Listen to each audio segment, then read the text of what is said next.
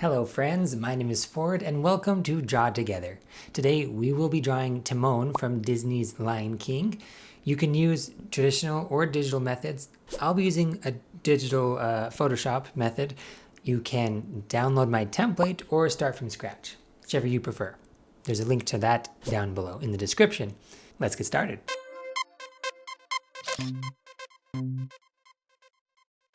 So here's what my drawing guide looks like. To make it, I just traced Timon with the several circles in kind of key areas to help identify those locations. His head, his shoulders, his elbows, his wrists, the extremes of his body, top, middle, bottom, and his feet. And then I marked where his tail is. So adding these construction lines at the beginning will make sketching in the details a lot easier. You can see here's how I traced it. You can trace your own, make your own template, or you can level up, do it the hard way and eyeball your construction circles. But anyway, starting with these circles will be a big help as we get started drawing Timon here. Okay, now I will throw the reference up here on the side so you can look at it as we draw. It's always helpful as you're learning to use reference images to see something so that you can have something to look at as you draw. And so I'm going to start here at the head and just kind of put in these hair shapes. Now, the reason you want to have references is because, you know, maybe you already know this, maybe you don't, but the basic bare necessities of drawing is basically size, shape, and distances. So you're using your eye or a measuring stick or your thumb sometimes, you know, whatever you have to kind of measure what size something is. Now, since we have the circles already pre-drawn, I know what size his head is. And so it's kind of easy to just draw in some hair. You can be flexible with how you want the hair to look exactly. Just kind of mimic it a little bit, and it doesn't have to be, you don't have to be, too worried about how the hair turns out. Now, something like the cheek, you might want to be more careful about the size of it. So you look at Timon and you see the shape of his head is kind of a circle. Now his cheek is just like a little backward C that is kind of on each side of his head. There's a bigger one on the left there, the cheek that's closest to us, and then a small backwards C shape type, just a little curve on the other side. And so at this point, you just kind of scribbling, just kind of sketching. So don't be afraid to erase. Don't be afraid to keep trying. You're kind of like molding the shapes as if it were clay. You slowly get there as you work with the clay. Your first line might not be perfect, and that's just okay. You go ahead and erase it and keep trying. So yeah, so far we got the hair. You got two little rounded shapes for the cheeks, one on each side, and then just kind of fill in towards the neck. Now for the face, what I like to do is draw kind of like a plus sign on their head, but got to think of some 3D dimensions here, right? So if he was looking head on, it would be a cross, but since he's kind of looking a little bit down and to the right, the front of that cross needs to be moved around this sphere. His head is like a sphere. To the right there, and then the nose is kind of looking down, so the bottom part of this cross is a little lower, and that helps me mark where to put the nose, which will help me know where to put the mouth and the eyes. So for the nose, just trying to find the shape of that nose, block it in there, draw those lines for the mouth and the eyes here. And as you do these little details, just try to pay careful attention to what these shapes really are. So the eyes, I kind of look at them more like a bell shape, maybe a gumdrop shape. So you've got a curve on the bottom and then a higher curve on the top. And the side of them really kind of flare out, like that bell, the rim of a bell or something. That's where his eyelids will be. So far I'm actually only drawing his eyelids because they are closed quite a bit. So it'll be below this where I draw the eyes, just a little, like not even a half circle below that, right there. Do that on both sides. The eyebrows are kind of a free-for-all. You can have some fun with that, but following this shape, he's kind of, I don't know, what kind of expression would you call that? He's a little smug, I guess. He's got one eyebrow raised. And then here's a little detail with that eyebrow. I've noticed that it flares out at the very bottom a little bit instead of going straight down. So I'm trying to end that point right there, flaring out just a little bit. And I might have even went too far if we look closely, but I'll fix it up here a little bit, but that looks pretty good. So now, there we go. Just with that big one circle starting us out for the head, and then comparing the cheeks, from that circle, putting the faces, the parts of his face within that circle, trying to find how far apart they are, how close they are, using that cross to help anchor us to the nose and have everything be relative to the nose, like the eyes. The one eye is pretty close to the nose, the other eye is a little farther away. There we got the head. Now, if at any point you want to keep up with me, if I'm going too fast, feel free to pause the video until you can catch up. Now we're going into his right arm here. And you kind of got a circle at each joint and then some curvy lines connecting them. So again, with the hair on his elbow, you can it's kind of a free-for-all. You can kind of have some fun with it. We'll come back to the hands later. Fingers can be tricky. It just takes some trial and error, really, until you can get them just how you want it. He's got a nice, long, lanky body. And we'll just continue to go from circle to circle, kind of filling in the lines, following our guide here. Or the original sketch that you might have made if you are not following my guide. I hope you are following along with me. In any case, let's learn some fun facts about the meerkat as we go along here. Where are meerkats primarily from? Meerkats are primarily native to the southern regions of Africa, including countries like Botswana, Namibia, Angola, and South Africa. These areas constitute the natural range of meerkats, where they have adapted to various arid and semi-arid habitats. That is a response from ChatGTP with the voice of Cove here. I thought it'd be fun to kind of learn as we draw, so that is ChatGPT. Sorry, I said it wrong. But that's our little co-host to help us learn as we draw. As I said, I'm being redundant. The toes are fun. So the circles here are kind of like near the end of his feet, but not his toes. So I draw some kind of curvy lines to those circles, and then little toes there on each side. There's kind of 2 visible on the right, and then 3 visible on the left. And again, if you don't like your first line, feel free to erase it and try again, and just kind of fill out those toe shapes there. I'm getting behind. Okay, his other elbow. It's kind of hidden back there, right? You can't see it very well, so we just got an elbow with some hair on it and some lines really for his arms. And these fingers now.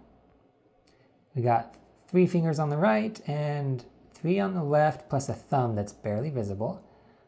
Just kind of, again, try a few attempts until you get a shape that you like. With fingers, sometimes I like to draw kind of like a fan shape. Now I don't do it here, but maybe if I describe it, it can help you. So kind of as if you were outlining the fingers, and if you had webbed fingers, so like you kind of draw the connections between each fingers if they were webbed, and just draw what ends up looking kind of like a fan, and then use that as a guide. And the reason that helps is because the fingers always are kind of, the ends of them kind of form an arc, so they won't be perfectly straight because all of your fingers are different lengths. So if you hold your hand out in front of you, it's almost like a big circle. Not a complete circle, but at least the top of your fingers, they form an arc, part of a circle there. And so that can kind of help you as you're drawing fingers. In this case, you would see a little bit of an arc at the tip of his fingers on the right, and then his left fingers here have more of a circle kind of visible. I should have drawn it in this one. Maybe in the next video, next drawing session, I can show you what I'm talking about a little bit better if you would like. So yeah, we're getting pretty close. Let's learn a little bit more about meerkats. What do meerkats like to eat? Meerkats have an omnivorous diet, which means they eat a variety of foods. Their diet primarily consists of insects like beetles, spiders, scorpions, and caterpillars. They also feed on small vertebrates such as lizards, snakes, rodents, and birds. Additionally, meerkats consume plant matter like roots, fruit, and seeds when available. This diverse diet helps them adapt to the fluctuating food availability in their arid habitats. What are some unique behaviors of meerkats? Meerkats exhibit several unique behaviors that contribute to their social structure and survival in the wild. 1. Cooperative foraging. Meerkats work together to hunt for food, with individuals taking on different roles, such as scouts, sentries, and foragers. This cooperative behavior increases their efficiency in locating and capturing prey. 2. Sentry duty. Meerkats designate individuals to stand guard as sentries while the rest of the group forages. Sentries scan the surroundings for potential predators and alert the group with distinct alarm calls if danger is detected. 3. Babysitting. Adult meerkats take turns babysitting the young, while other members of the group search for food. This cooperative care ensures the safety and well-being of the offspring, while allowing the adults to fulfill their foraging needs. 4. Tunneling and burrow building. Meerkats are skilled diggers and construct elaborate burrow systems with multiple entrances and chambers. These burrows serve as shelter from predators, extreme temperatures, and harsh weather conditions. 5. Sunbathing. Meerkats engage in sunbathing behavior to regulate their body temperature and absorb vital sunlight. They often stand upright and face the sun, maximizing exposure to its warmth. 6. Scent marking. Meerkats use scent marking to communicate and maintain territory boundaries. They rub scent glands located on their bellies against objects within their territory, leaving behind scent marks that convey information to other meerkats. 7. Mobbing behavior.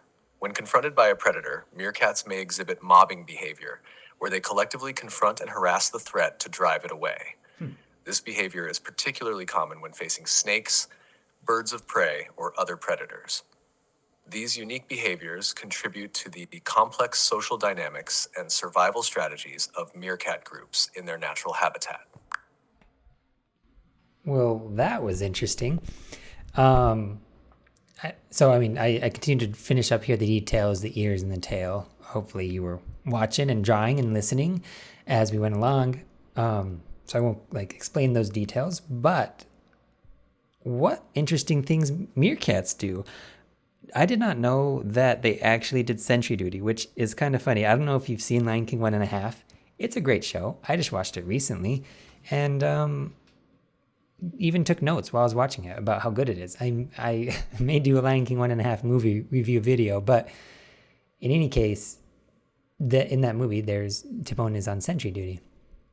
The mobbing behavior, they team up if they're threatened. That's kind of interesting. They forage.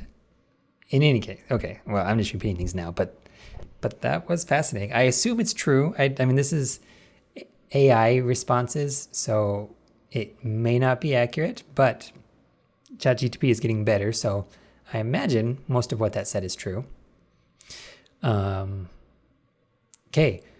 I don't know if you've been following along with me, but I am just about done with my base sketch. So at this point, I don't know if I said this earlier, but you should, when you're sketching these things and erasing and trying to find the right lines, definitely draw light, or if you're on a computer, set the opacity down, or use a light pencil. There are different pencils with different kinds of lead that write lighter.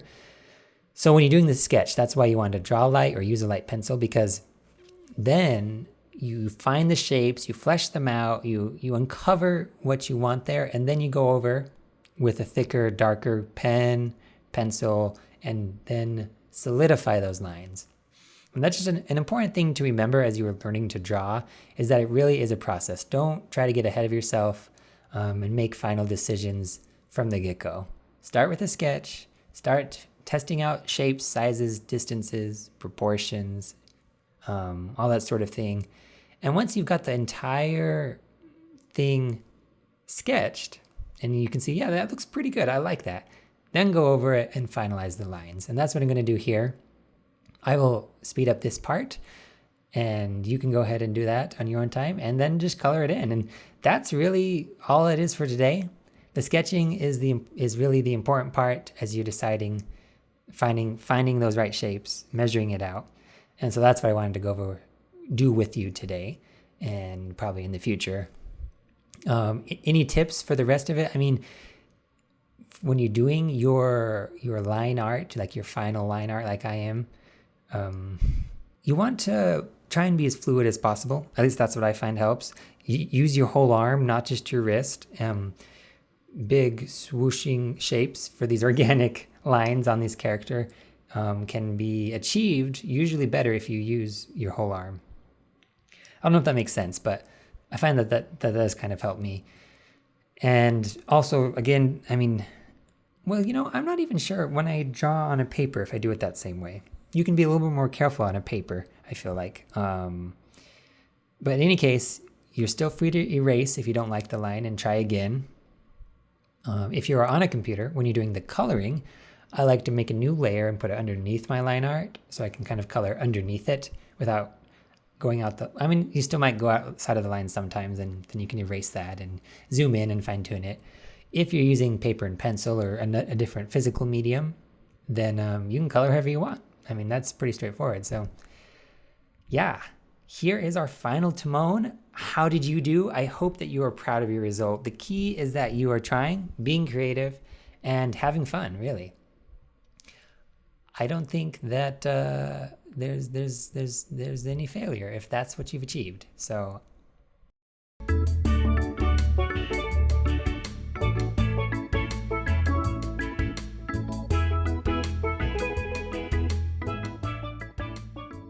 thank you for drawing with me today. If you enjoyed this video, give it a thumbs up and leave your comments down below. I'd love to hear what you want to draw next. And as always, have a good day and remember to smile.